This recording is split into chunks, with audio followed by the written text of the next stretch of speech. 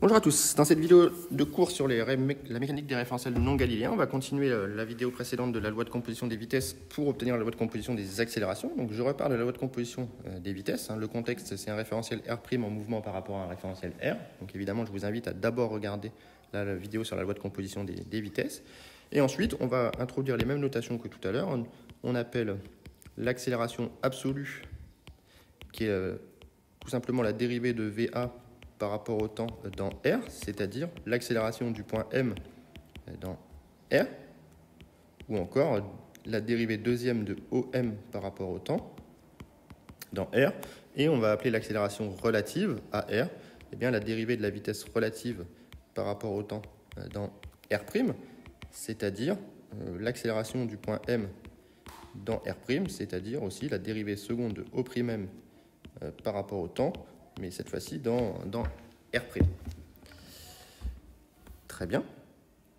Donc, pour obtenir la loi de composition des accélérations, eh bien, on va repartir de la loi de composition des vitesses et on va calculer la dérivée par rapport au temps de l'équation 1. Donc, on va se retrouver avec, par rapport au référentiel R, évidemment. Donc, on va se retrouver avec quoi? On va se retrouver avec la dérivée de la vitesse absolue par rapport au temps dans le référentiel R, qui est égale à la dérivée de la vitesse relative par rapport au temps dans le référentiel R, plus la dérivée seconde de OO' sur dt2 dans le référentiel R, plus la dérivée par rapport au temps dans le référentiel R, évidemment, de oméga de R' par rapport à R, produit vectoriel O'M. Voilà, donc je vais séparer chacun des termes pour ne pas surcharger l'étude. Le premier est assez simple, la dérivée par rapport au temps de VA dans le référentiel R, et bien ça c'est directement égal dVA sur dt dans le référentiel R, c'est rien d'autre que l'accélération absolue, donc c'est-à-dire l'accélération de M dans le référentiel R, qu'on peut aussi appeler l'accélération absolue.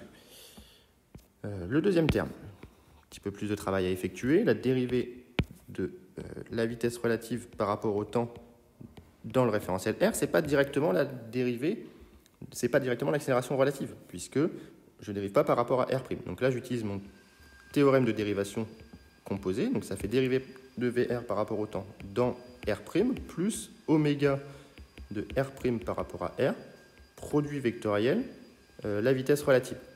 D'accord? Et donc ça, c'est égal à l'accélération du point M dans R', plus oméga de R' par rapport à R, produit vectoriel VR. Et donc on peut écrire que c'est égal à l'accélération relative plus oméga de R' par rapport à R, produit vectoriel VR. Voilà ce qu'on obtient pour ce deuxième terme. Le troisième terme, je n'ai rien à lui faire subir, dans la mesure où c'est directement la dérivée de OO' par rapport au temps deux fois dans R. Donc ça, ce D2 OO' par rapport au temps dans R, on pourrait le dire que c'est l'accélération du point O' dans le référentiel R finalement. Et donc il va simplement me décrire à quel point O' se déplace du point O dans le référentiel R. Et ça, on s'en servira surtout pour les mouvements de translation. Et enfin, j'ai un dernier terme évidemment à traiter, c'est le gros terme, la dérivée du produit vectoriel. Alors il ne faut pas être effrayé, la dérivée d'un produit vectoriel, ce n'est pas sensiblement plus compliqué qu'une dérivée d'un produit en mathématiques. Simplement, il faut faire attention au sens, puisque le produit vectoriel, je vous rappelle, il est anticommutatif. Donc la dérivée de oméga vectoriel OM dans R, c'est égal à la dérivée de oméga de R' par rapport à R sur dt. Cette dérivée se faisant par rapport aux axes du référentiel R, produit vectoriel O'M, plus oméga de R' par rapport à R, vectoriel d de O'M sur dt par rapport à R. Et là, j'ai une dérivée qui se fait, si vous regardez bien, j'ai O' qui fait référence au référentiel R', et j'ai une dérivée par rapport au référentiel R. Donc ça, ce n'est pas satisfaisant. Donc pour cela, on va maintenant simplifier avec d de O'M sur dt dans R, qui est égal à d de O'M sur dt dans R', plus oméga de R' par rapport à R, produit vectoriel O'M. Voilà. Et donc ça, c'est VR, c'est la vitesse relative, plus oméga de R' par rapport à R, vectoriel au prime M. Et donc finalement, ce terme-là, il est égal, je ne le réécris pas, mais il est égal au premier terme que je ne touche pas, d oméga de R' par rapport à R sur dt dans R, produit vectoriel au prime M, plus oméga de R' par rapport à R, produit vectoriel VR, plus oméga de R' par rapport à R, produit vectoriel oméga de R' par rapport à R, vectoriel au prime M. Voilà.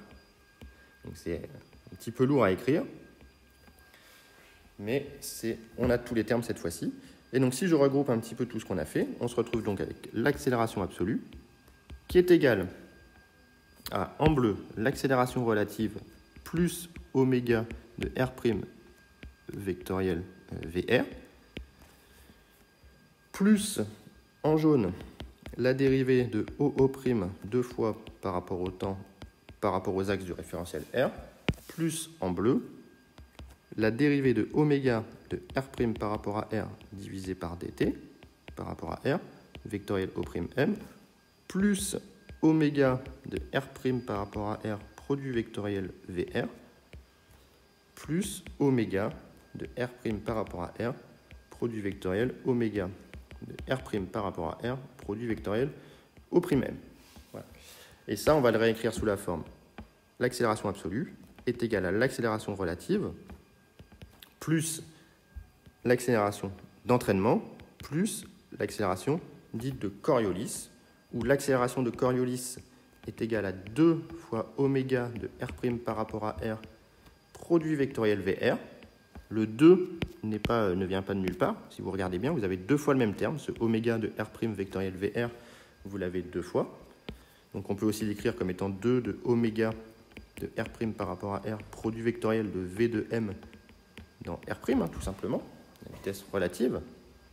Et l'accélération d'entraînement, qui a le même sens physique que la vitesse d'entraînement, c'est-à-dire l'accélération qu'aurait le point M s'il était fixe dans R' uniquement dû au déplacement de R' par rapport à R, et bien ça, c'est égal à la dérivée seconde de OO' par rapport au temps dans R, plus la dérivée de oméga de R' par rapport à R sur dt par rapport aux axes du référentiel R, produit vectoriel au prime M, et je m'aperçois qu'il manque ici un vecteur sur O' M, plus le dernier terme, qui est oméga de R' par rapport à R, produit vectoriel oméga de R' par rapport à R, vectoriel au prime M. Voilà, donc là on a tous les termes. C'est un petit peu fastidieux à écrire, mais vous allez voir que dans la vidéo prochaine, on va simplifier ces expressions dans le cas de la translation et de la rotation uniforme autour d'un axe fixe. Mais pour l'instant, dans cette première vidéo, j'ai souhaité faire la loi de composition complète des vitesses et des accélérations. Donc j'espère que cette vidéo vous aura plu, et s'il y a des questions, mettez-les en commentaire.